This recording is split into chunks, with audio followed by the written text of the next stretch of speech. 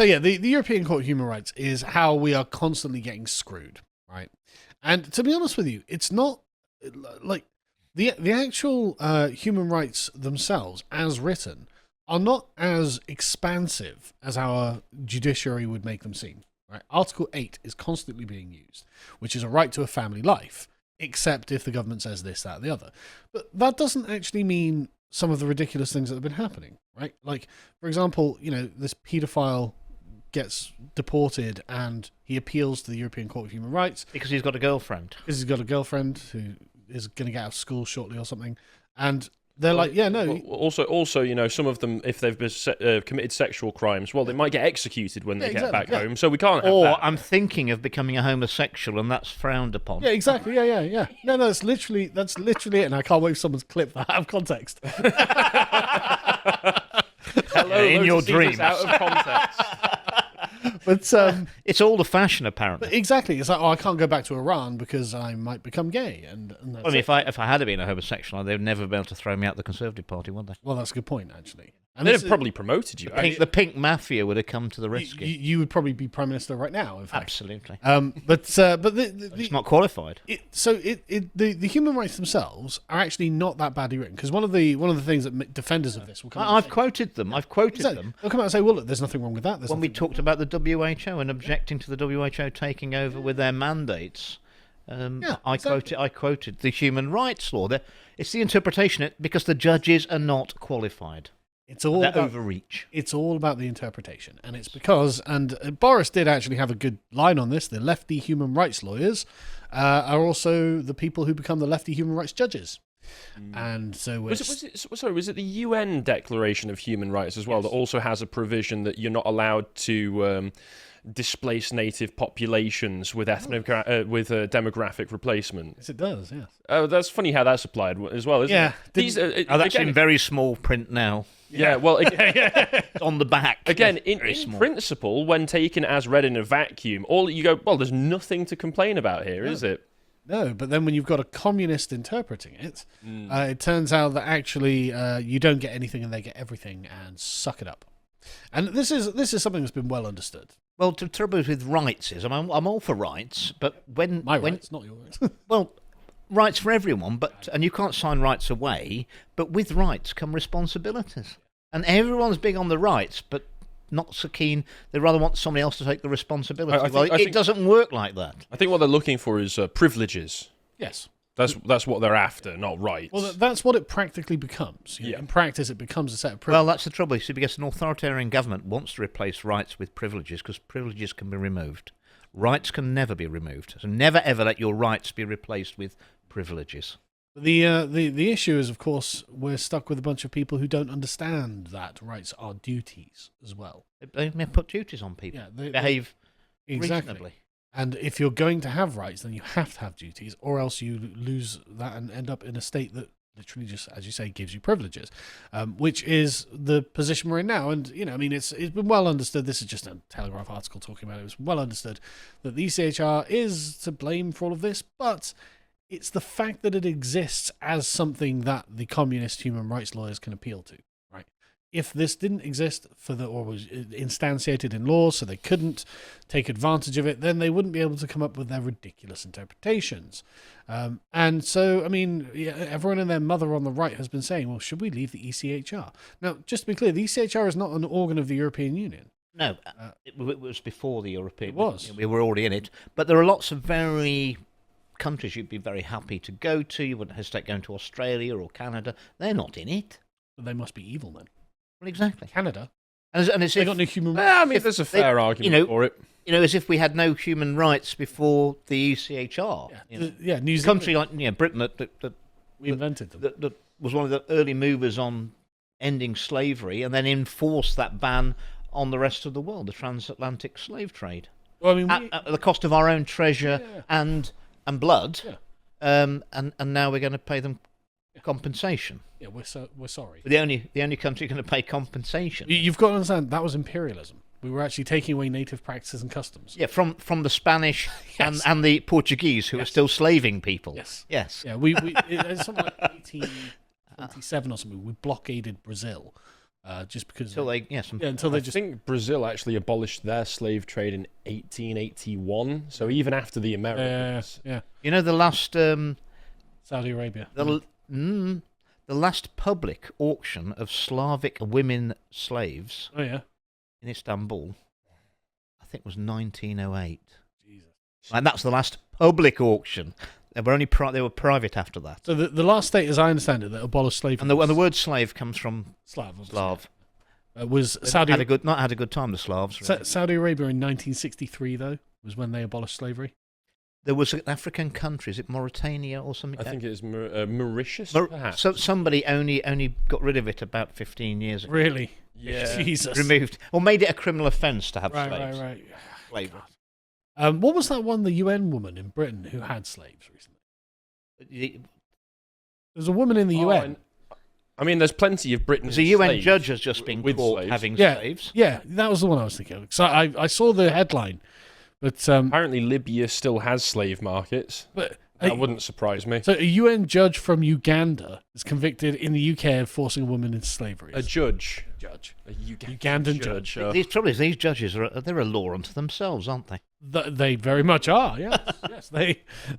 This is that is mad. Actually, I've judged myself and found that I'm innocent. Absolutely and totally guilty of nothing more than being handsome, being too kind, charismatic, generous. Yeah. It's oh god, it's so unbelievably ridiculous just how twisted and deformed the entire system is at this point. It is, and I've come to the conclusion that our great institutions in this country, not every apple in every barrel is rotten, but all the apples at the top of the barrel are rotten, and it's such that any apple that seeks to rise has to be rotted. And that's the problem. We need the tops coming off all our institutions, I'm afraid. Yeah, no, I completely agree with that. And this is one of the reasons they were so worried about Trump, isn't it? Because if he can put in fresh apples at the top of each institution, then things might actually change. Well, good people recruit good people. Bad people recruit bad people. That's why Robert Kennedy Jr., excellent human being, has recruited Jay Bhattacharya, head of the National Institute for Health, an improvement on Dr. Anthony Fauci, I would say. Jay's a great guy. Just a little bit of an improvement. Just a bit of an... have you heard that, the auto pen thing, it's against the American Constitution. Oh, is it? Because he only signed one, right? He only signed one. You have to sign every one personally. Looks like a load of those pardons could be annulled. And, really? And then, wow... Well, that'd be a shame, wouldn't it? And what I loved about that is when they were pardoning Fauci and the commission and all that, like, this isn't an admission of guilt. It's like, which innocent person needs a pardon? Yeah, it kind of seems... An unconditional. Yeah. And back to 2014 as well. Like, why does it go back to 2014? Because that's when we took the government out in Ukraine. If you get an unconditional pardon before you've actually done anything, does that make you does that make it legal for you to do anything you want? I don't think it's going forward. I don't think you can have a pardon going forward. Can you? Because I'd like to have one in my back pocket just in case. A get out of jail free card. Yeah. Community chest. Maybe that's what it was. It was just big Monopoly. We just didn't realise. Well, it is a game of Monopoly, isn't it? Yeah, it is. A lot of them. So anyway, I hate the ECHR as much as anyone else because it's just insufferable. And again, it's not even necessarily the ECHR; it's more the lawyers. But there's nothing we can do about the system. The best way to get rid of the lawyers would just be take away the ability and the legislation they were used to screw us over. And my God, do they constantly screw us over? So this is the ECHR Wheel of Fortune. And what you can do is spin it to find out who the contestant was and what prize they've won. So I figure we'll give this a quick go. Because, say, ladies and gentlemen, gather round for a tale of a Somali appellant who found himself in the midst of a legal whirlwind. Born in 1988 and arrived in the UK at just 2 years old, he spent his youth with his family seeking asylum but ended up with indefinite leave to remain.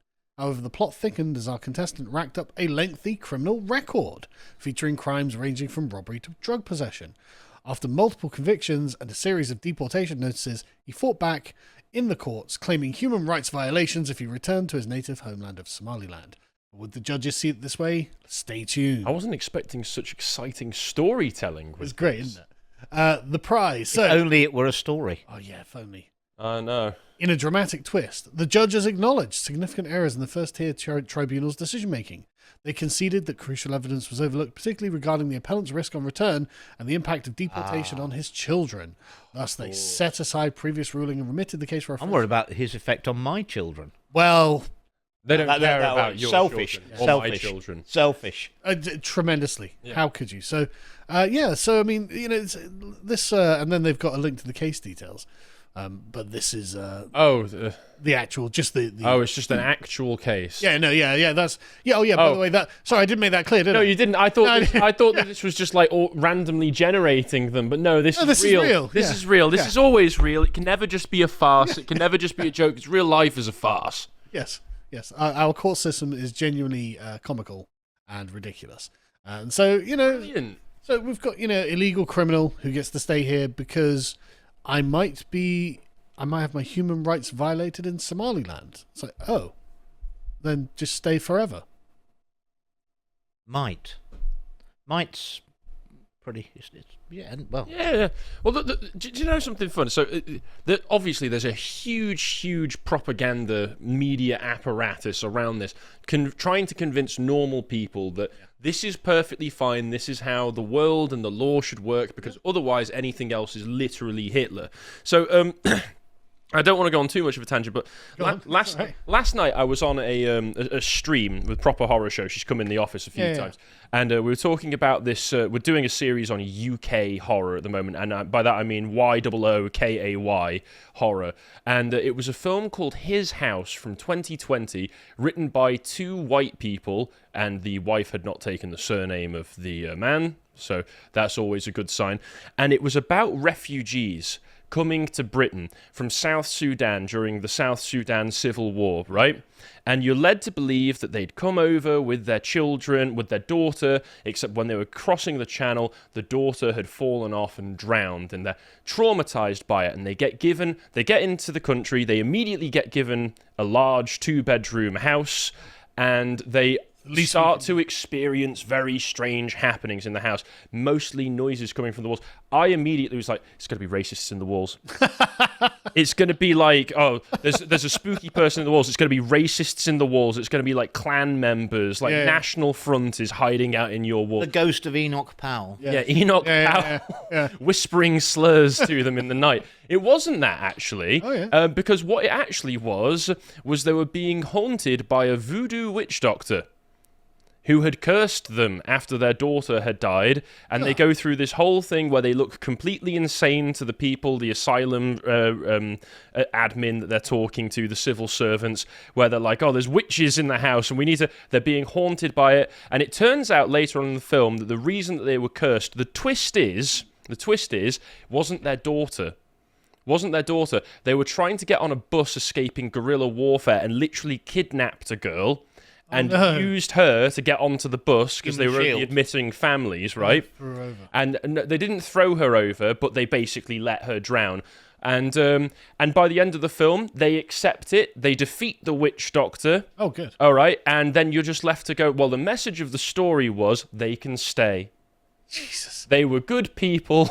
Now they can stay. They kidnap people. Yeah, that's not good. Don't look after them properly and allow them to. They got a young girl killed, but they accepted it. They felt adequately sad about it. Now they're good people, just as British as you and me. So someone in the chat was like, look, our lawyers genuinely believe that the UK is a haven for foreign criminals, right? Yeah. They literally think that foreign criminals deserve to stay here. And honestly, it seems to be the case.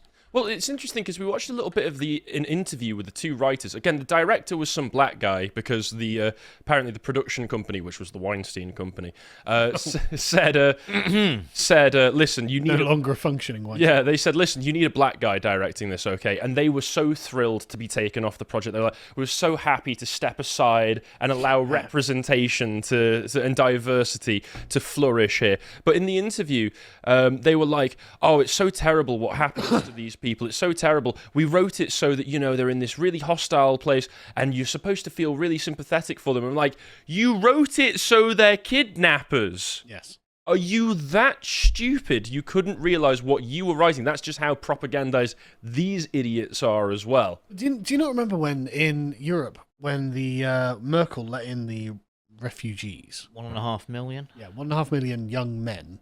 I wrote in it was in the paper at the Nationals. I said, this is something that will come back to haunt us all. There was a German politician who, I think was a German politician, for the European, an MEP, who I think she got raped by one of these migrants.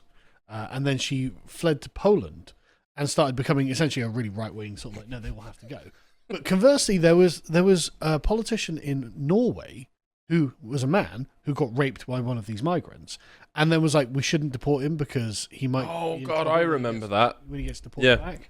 He felt like this horrible gut revulsion at the idea of this. Was he related to Quisling by any chance? I don't know. He might have been. But it's just such a thing. It's like, okay, you know, the I can understand if you are an idealistic sort of, 30-year-old young woman, you've just become an MEP, and you just want to do the right thing, you just want to help people, and then something terrible happens, you're like, oh no, these people are scum, actually, they need to go back.